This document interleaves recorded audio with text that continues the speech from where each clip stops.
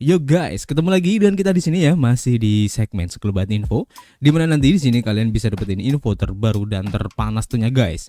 Oke, hari ini di tanggal 8 di bulan September 2023 dan tidak bosan-bosannya kita selalu ingatkan ya bahwa teman-teman semua untuk selalu mematuhi protokol kesehatan dimanapun kalian berada, apalagi di keramaian ya, karena di luar sana guys banyak sekali virus-virus dan juga penyakit yang mengancam kesehatan kita.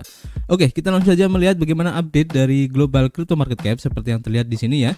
Dari data coin market cap menunjukkan adanya kenaikan ya di 1,53%, cukup lumayan guys. Dan tentu saja ini adalah efek kontribusi dari Bitcoin dan juga rival-rivalnya ya. Dan kalau kita lihat di sini untuk Bitcoin dalam waktu 24 jam memang mengalami kenaikan cukup lumayan guys di 1,13% ya. Nanti kita akan coba cari tahu kenapa Bitcoin ini naik. Kemudian disusul oleh Ethereum ya, meskipun perubahannya tipis di 0,23%, tapi kalau kalian lihat di chartnya ya, kemarin ini juga mengalami kenaikan guys. Ini terlihat ya di chart di sini guys. Kemudian juga BNB sama perubahannya di 0,07% meskipun merah ya.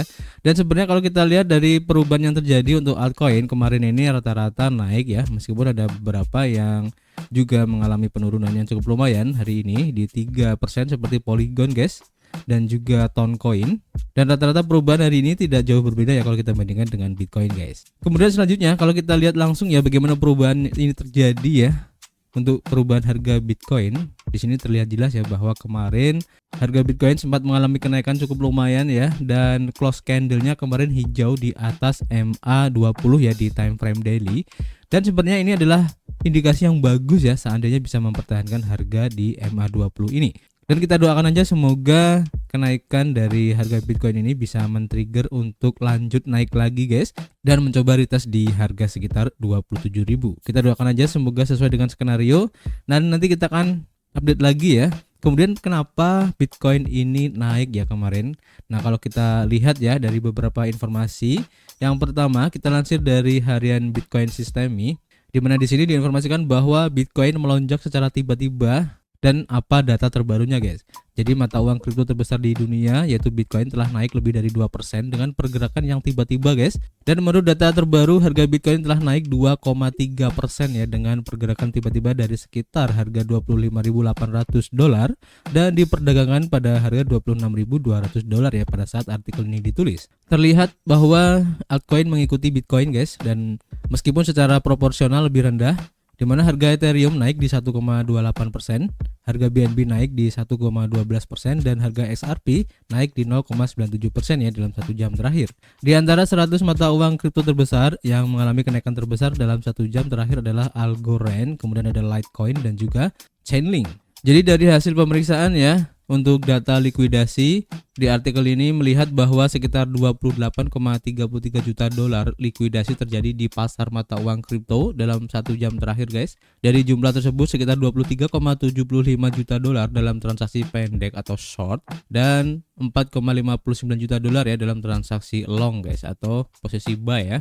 Dan likuidasi terbanyak terjadi pada Bitcoin dengan $17,87 juta ya, diikuti oleh Ethereum, TRB dan juga Solana guys. Seperti yang terlihat ya dari gambar di sini. Dan berita penting yang dapat memicu kenaikan ini tidak terjadi pada malam hari ini guys, tetapi berita bahwa JP Morgan ini akan meluncurkan token berbasis blockchain adalah salah satu perkembangan positif hari ini guys. Dan sesuai berita ini lebih lengkap lagi dibahas ya di harian Cointelegraph di sini guys, bahwa JP Morgan beralih ke token deposito untuk penyelesaian guys. Nah, ini menarik ya. Jadi JP Morgan dilaporkan sedang mengembangkan infrastruktur untuk menjalankan token setoran baru yang memungkinkan penyelesaian antar bank untuk klien corporate guys. Raksasa keuangan JP Morgan ini membuat langkah lain ya ke dalam ruang kripto dengan solusi berbasis blockchain baru untuk transaksi lintas batasnya. Ini diungkapkan ya oleh sebuah laporan dari Bloomberg guys. Nah, akan tetapi sistem ini tidak akan tersedia hingga bank tersebut menerima lampu hijau ya dari regulator di Amerika Serikat. JP Morgan dilaporkan telah mengembangkan sebagian besar infrastruktur untuk menjalankan token deposito baru ini yang akan diluncurkan pertama kali untuk klien corporate untuk mempercepat pembayaran dan penyelesaiannya guys. Token setoran diterbitkan pada blockchain oleh lembaga penyimpanan untuk mewakili posisi setoran, dan solusi ini berbeda dengan stablecoin ya yang biasanya dikeluarkan oleh entitas swasta non-bank. Produk ini juga berbeda dengan GPM Coin ya yang sudah memungkinkan klien corporate untuk mentransfer dolar dan euro di seluruh lembaga keuangan. Sementara itu, token setoran baru akan memungkinkan transaksi ke bank lain dan cocok untuk berbagai bentuk penyelesaian di blockchain, termasuk perdagangan sekuritas token. Token setoran bagaimanapun memiliki kesamaan dengan GPM Coin dalam hal kepatuhan karena transaksinya ini akan melalui proses pengenalan pelanggan dan anti penipuan. Tahun lalu token baru ini diuji cobakan ya dalam satu transaksi sebagai bagian dari Project Guardian, sebuah upaya kolaborasi lintas industri yang dipelopori oleh Otoritas Moneter Singapura ya, atau MAS. Token setoran atau token deposit ini membawa banyak manfaat potensial, tetapi mereka juga menghargai ya bahwa regulator ingin menjadi bijaksana dan rajin sebelum produk baru ini dikembangkan dan digunakan, kata juru bicara JP Morgan kepada Bloomberg dalam sebuah pernyataannya ya. Dan menambahkan bahwa jika selera itu berkembang, maka infrastruktur blockchain akan dapat mendukung peluncuran token setoran dengan relatif cepat. JP Morgan memindahkan transaksi sebesar 10 triliun dolar ya secara keseluruhan setiap hari guys. Ini keren ya. Jadi bank ini telah menyuarakan dukungannya untuk token setoran atau token deposit sebelumnya guys. Dan pada bulan Februari, JP Morgan ini mencatat bahwa token setoran ini dapat menawarkan lebih banyak stabilitas dan juga keandalannya dibandingkan dengan solusi serupa seperti stablecoin dan mata uang digital bank sentral atau CBDC. Inisiatif token deposit atau setoran ini, JP Morgan tidak hanya memperluas solusi berbasis blockchain, tetapi juga menambahkan lebih banyak persaingan untuk penerbit stablecoin. Pemain besar lain yang baru-baru ini bergabung dalam perlombaan untuk penyelesaian yang lebih cepat didukung oleh token kripto adalah PayPal, di mana perusahaan fintech ini meluncurkan stablecoin-nya sendiri ya, yaitu PYUSD pada awal Agustus kemarin ya, dan mendorong pesaing tradisional di pasar Amerika Serikat seperti Circle untuk memperluas jangkauan stablecoin USD coin-nya atau USDC ke 6 blockchain baru dalam upaya meningkatkan adopsinya guys. Jadi ini semakin keren ya persaingan yang terjadi di ranah institusional guys. Ini keren banget. Dan apakah ini akan diikuti oleh rival-rival dari JP Morgan? Kita tunggu aja kejutannya guys. Dan tentu saja dengan adanya hal ini membuat optimisme pasar ini agak hijau ya, optimis ya, dan itu terlihat dari kenaikan harga Bitcoin semalam guys. Ini menarik. Lebih lanjut masih berhubungan dengan JP Morgan di sini ya, sesuai yang dilansir dari harian News BTC, di mana JP Morgan ini menyesuaikan biaya produksi untuk Bitcoin-nya guys. Nah, pertanyaannya apa artinya ini bagi Bitcoin dan juga untuk para minernya guys? Penyesuaian terbaru oleh JP Morgan dalam estimasi biaya produksi Bitcoin telah menarik perhatian. Dan sebelumnya berada di angka 21.000 dolar, di mana biaya produksi Bitcoin yang direvisi oleh JP Morgan kini telah dipatok pada angka 18.000 dolar. Langkah ini terkait erat ya dengan keputusan Cambridge Bitcoin Electricity Consumption Index atau CBECI untuk memperbarui metodologinya ya, yang menyoroti keterkaitan antara analisis keuangan dan metrik industri. CBECI dikenal dengan peran pentingnya dalam melacak dan memperkirakan konsumsi listrik jaringan Bitcoin. Analis JP Morgan di bawah bimbingan Nicholas Panigirzoglou mencatat dalam sebuah laporan baru-baru ini ya, bahwa metodologi baru ini mengubah landscape estimasi biaya produksi Bitcoin, dan laporan tersebut juga mengungkapkan bahwa biaya produksi Bitcoin saat ini itu turun menjadi sekitar 18.000 dolar dengan metodologi baru daripada 21.000 dolar dengan metodologi lama guys. Menurut analis, perubahan ini menyeratkan ya bahwa perubahan harga listrik di masa depan akan memiliki efek yang relatif lebih kecil ya pada biaya penambangannya guys. Penyesuaian dari CBECI ini memiliki dampak yang lebih luas daripada sekedar mengubah estimasi. Para analis telah menemukan bahwa perubahan biaya listrik ini dapat secara signifikan mengurangi biaya produksi untuk satu Bitcoin. Dengan metodologi CBECI yang baru, sensitivitas ini sedikit menurun menjadi sekitar 3.800 dolar dibandingkan dengan perubahan sebelumnya ya sebesar 4.300 dolar untuk setiap 1% per kilowatt hour. Menurut analis, sensitivitas ini diperkirakan akan berlipat ganda setelah peristiwa halving pada tahun 2024 nanti, yang akan mengurangi imbalan penambang hingga setengahnya. Perubahan ini akan memperkuat pentingnya manajemen biaya karena dampak biaya listrik yang lebih tinggi terhadap biaya penambangan secara keseluruhan guys. Jadi ini cukup menarik ya. Kita tunggu aja guys, kira-kira nanti efeknya seperti apa ya, apalagi kalau sudah halving nanti di 2024. Kalau nggak salah itu sekitar tanggal 26 April ya. Ini cukup menarik untuk diikuti.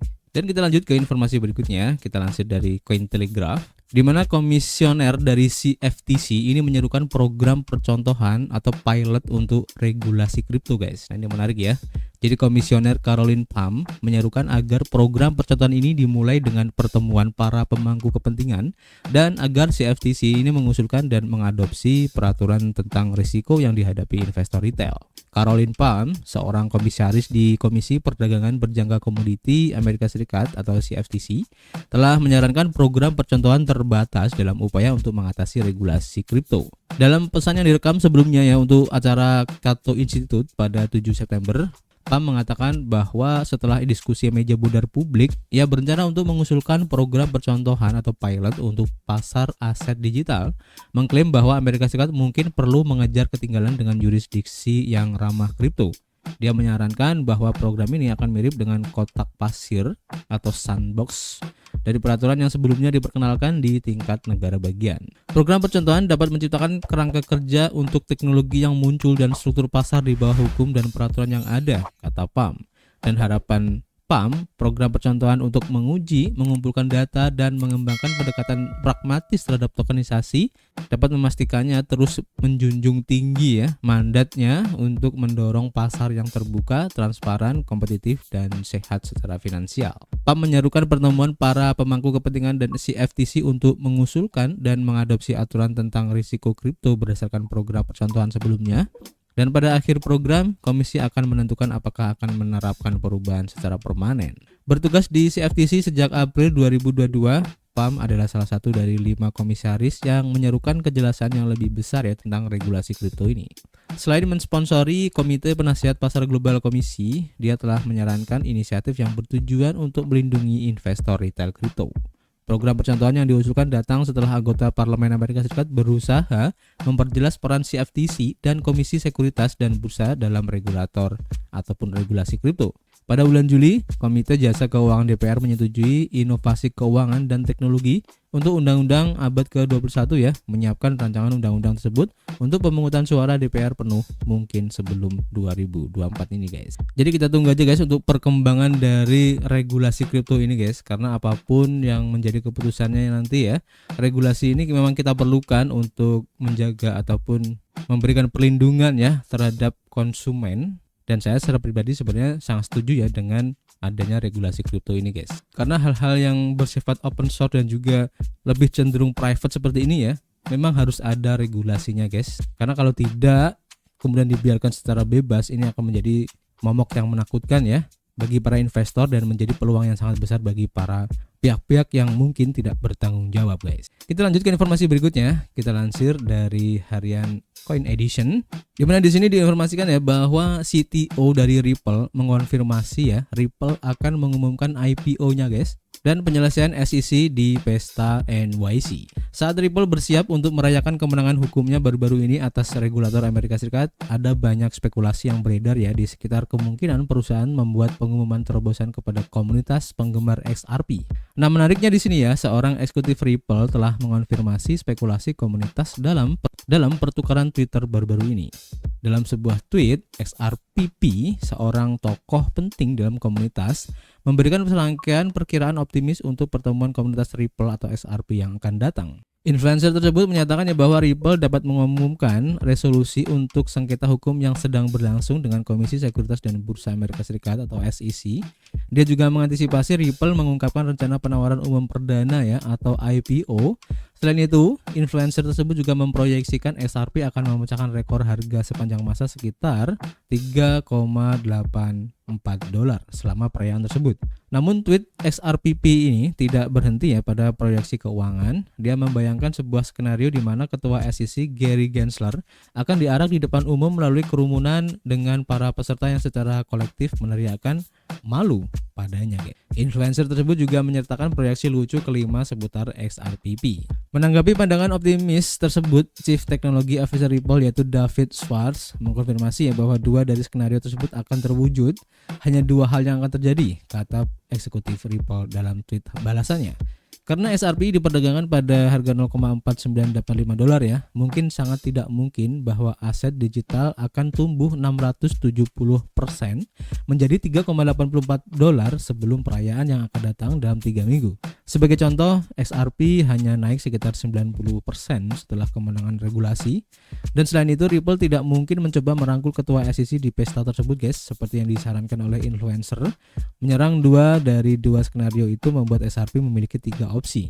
Dengan kata lain, Ripple mungkin akan mengumumkan penyelesaian dengan SEC atau rencananya untuk IPO selama pesta yang akan datang di New York City ini guys. Kita tunggu aja guys, kira-kira apakah benar Ripple ini akan melakukan IPO guys. Dan ini menarik banget kalau memang benar ya. Dan kita tunggu aja bagaimana drama selanjutnya ya dari XRP dan juga SEC ini guys. Ini cukup menarik untuk diikuti. Dan cukup ya untuk informasi hari ini. Kita akan update lagi nanti jika ada informasi yang menarik. Dan seperti biasa guys, kita masih menunggu kritik dan saran kalian di kolom komentar. Nanti kita bisa ngobrol banyak di dalamnya. Dan tentu saja kita akan ketemu lagi guys di informasi berikutnya. Peace.